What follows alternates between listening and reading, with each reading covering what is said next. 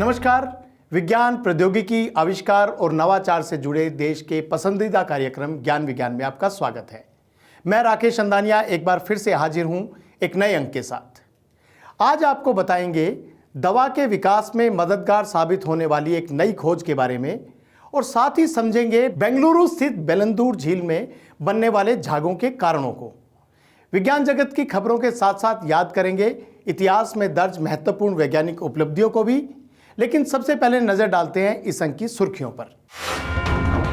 IIT Kanpur के शोधकर्ताओं ने की जी युग्मित प्रोटीन के संचार की खोज, विभिन्न दवाओं के विकास में मिलेगी मदद। बेंगलुरु स्थित बेलंदूर झील में क्यों बार बार बनता है झाग, आईआईएससी के वैज्ञानिकों ने शोध द्वारा लगाया कारणों का पता। देश और दुनिया में विज्ञान जगत से जुड़ी कुछ और महत्वपूर्ण गतिविधियां साइंस एक्सप्रेस में, और ज्ञान विज्ञान का special segment history of science, जानेंगे महत्वपूर्ण दिनों से जुड़ी वैज्ञानिक जानकारियों के बारे में।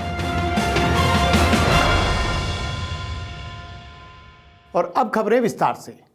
आईआईटी कानपुर के शोधकर्ताओं ने क्रायोजेनिक इलेक्ट्रॉन माइक्रोस्कोपी का उपयोग करके जी युग्मित प्रोटीन के संचार की खोज की है।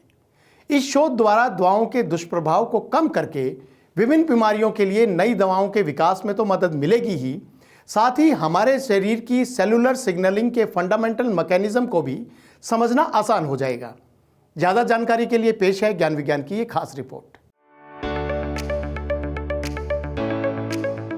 भारतीय प्रौद्योगिकी संस्थान कानपुर के department of biological sciences and bio engineering में कार्यरत प्रोफेसर अरुण शुक्ला और उनकी शोधकर्ताओं की टीम ने एक नए मैकेनिज्म की खोज की है जो दवा के एक महत्वपूर्ण वर्ग को नियंत्रित करता है।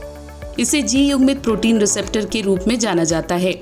रिसेप्टर्स का एक विशेष वर्ग यानी कि जी युग्मित प्रोटीन रिसेप्टर हृदय की गतिविधि, रक्तचाप, मानसिक विकार और हमारे व्यवहार को विनियमित करने में सहायक होता है। कई बीमारियों की दवाएं जैसे कि अवसाद, दिल की विफलता, कैंसर और उच्च रक्तचाप के लिए इस्तेमाल की जाने वाली दवाएं इन रिसेप्टर प्रोटीन को संशोधित करके काम करती हैं।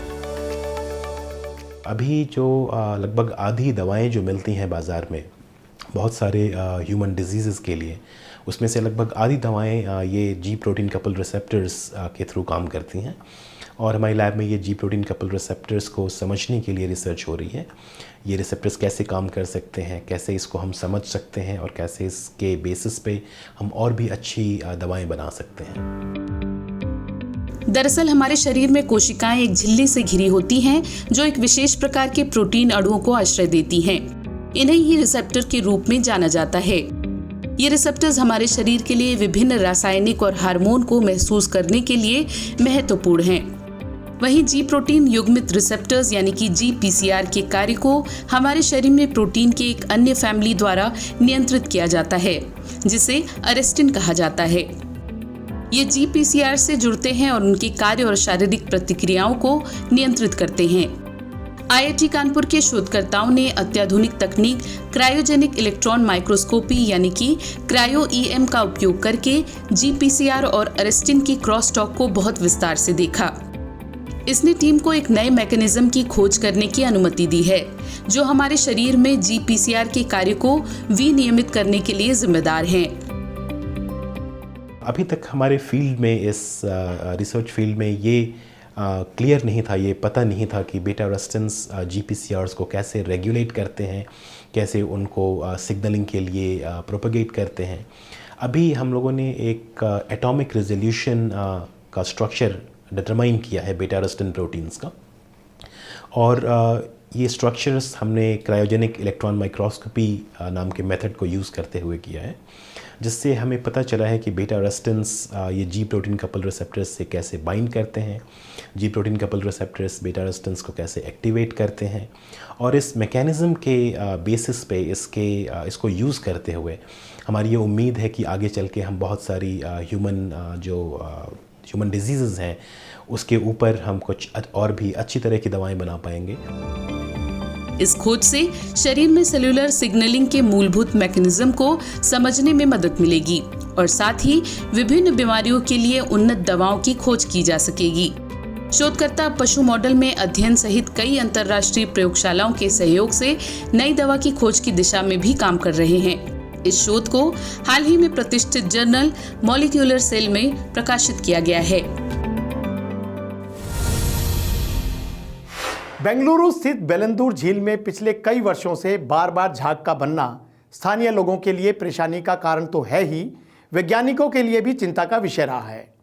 झाग को रोकने के कई प्रयास और उपाय भी किए गए, लेकिन ये समस्या अभी भी बनी हुई है। इसी कड़ी में भारतीय विज्ञान संस्थान के वैज्ञानिकों ने लगातार 4 वर्षों तक बेलंदूर झील की निगरानी की और इसमें बनने वाले झाग के मुख्य कारणों का पता लगाया। पेश है ज्ञान विज्ञान की ये रिपोर्ट।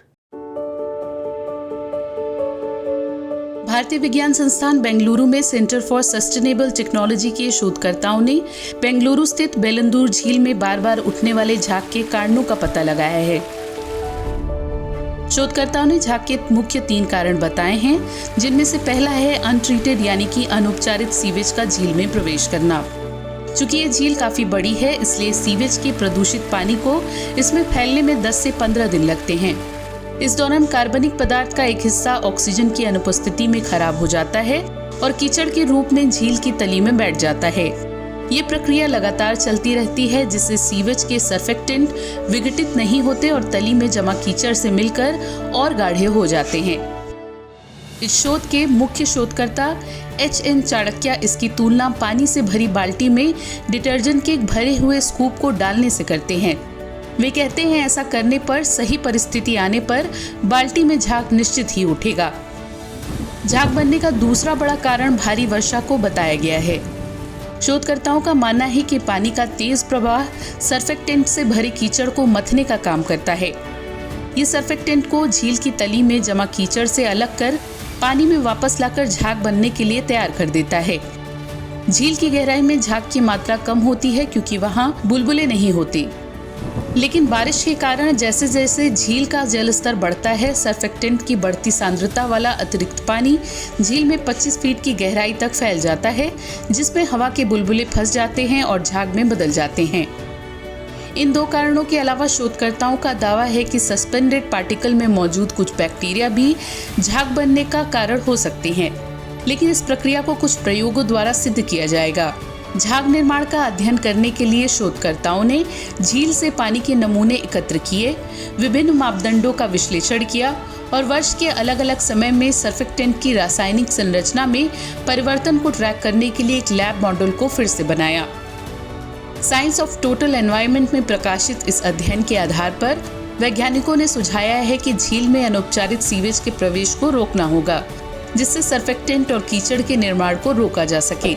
साथ ही मॉनसून से पहले झील में जमा कीचड़ को हटाने के उपाय किए जाने चाहिए, ताकि झाग बनने की इस समस्या को खत्म किया जा सके।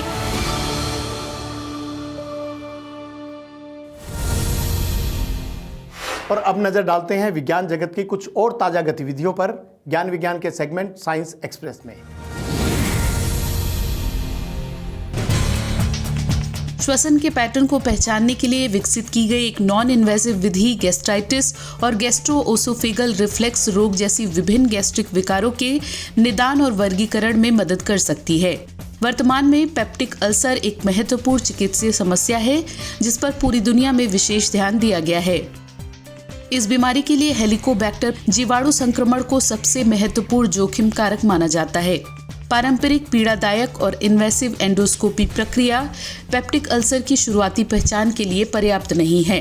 इसी कड़ी में विज्ञान एवं प्रौद्योगिकी विभाग के अंतर्गत कोलकाता स्थित SN Bose national centre for basic sciences के प्रोफेसर मानिक प्रधान और उनकी शोध टीम ने एक पैटर्न मान्यता आधारित क्लस्टरिंग का उपयोग किया है, जो स्वस्थ लोगों के साथ साथ पेप्टिक अल्सर और अन्य गैस्ट्रिक समस्याओं के श्वसन को चुनिंदा रूप से अलग कर सकता है। शोधकर्ताओं की टीम ने मशीन लर्निंग प्रोटोकॉल का इस्तेमाल किया है, ताकि सांस के विश्लेषण से उत्पन्न जटिल ब्रीथोमिक्स डेटा से सही जानकारी निकाली जा सके। विज्ञान एवं प्रौद्योगिकी विभाग द्वारा समर्थित अनेक प्रौद्योगिकियां प्लास्टिक प्रदूषण को कम करने, उनके पुनः उपयोग और पुनर्चक्रण के माध्यम से बढ़ते खतरे से निपटने के लिए तैयार हो रही हैं। इनमें से कई तकनीकों का उपयोग पायलट मानकों पर किया जा रहा है। विभाग का प्रौद्योगिकी विकास और हस्तांतरण प्रभाग सामग्री, उपकरणों और प्रक्रियाओं सहित प्रौद्योगिकी विकास परियोजनाओं का वित्त पोषण करता है।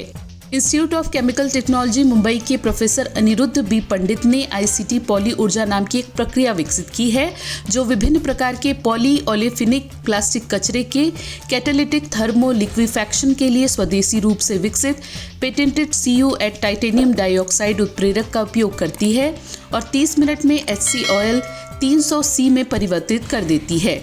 इसमें भाप और शक्ति उत्पन्न करने के लिए ईंधन को जलाया जा सकता है।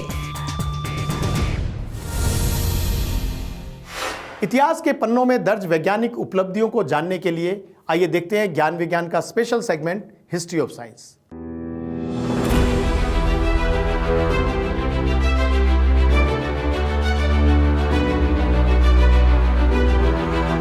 बारह जून 1990 को इनसैट 1D इनसैट श्रृंखला की पहली पीढ़ी के चौथे और आखिरी मल्टीपर्पज जियो स्टेशनरी सैटेलाइट को इसरो द्वारा प्रक्षेपित किया गया था। इसमें टेलीफोन और डेटा संचार के लिए 12 C बैंड ट्रांसपॉन्डर और सीधे प्रसारण सेवा के लिए 2 S बैंड ट्रांसपॉन्डर स्थापित किए गए थे। 83.1 डिग्री पूर्व से ऊपर स्थित इनसैट 1D ने 1983 में प्रक्षेपित किए गए इनसैट 1B को प्रतिस्थापित किया। 14 जून 1868 को ऑस्ट्रियाई वैज्ञानिक कार्ल लैंडस्टेनर का जन्म हुआ था, जिन्होंने मानव रक्त को समूहों में वर्गीकृत किया। 1901 में उन्होंने एबियो ब्लड ग्रुप की खोज के बारे में पेपर प्रकाशित किया, जिसने ब्लड ट्रांसफ्यूजन को एक नियमित चिकित्सा पद्धति बना दिया। लैंडस्टेनर का दावा था कि रक्त समूह वंशानुगत होते हैं। अपनी इस बहुमूल्य खोज के लिए उन्हें 1930 में चिकित्सा के नोबेल पुरस्कार से सम्मानित किया गया।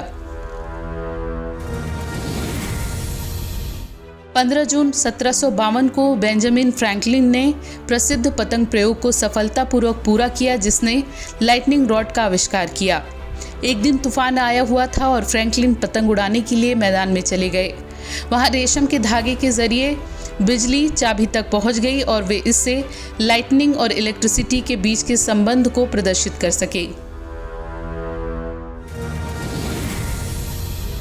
16 जून 1963 को सोवियत कॉस्मोनॉट वैलेंटीना टेरेशकोवा अंतरिक्ष में जाने वाली पहली महिला बनी। अंतरिक्ष यान वोस्तोक 6 पर सवार एकल मिशन पर उन्हें अंतरिक्ष में भेजा गया था। उन्होंने अंतरिक्ष में 70 घंटे से भी ज्यादा समय तक रहकर पृथ्वी की परिक्रमा की थी। तो आज के अंक में बस इतना ही। विज्ञान, प्रौद्योगिकी, नवाचार और आविष्कार की ताजा जानकारियों के साथ अगले हफ्ते आपसे फिर होगी मुलाकात। तो बने रहिए हमारे साथ वैज्ञानिक सोच के साथ। नमस्कार।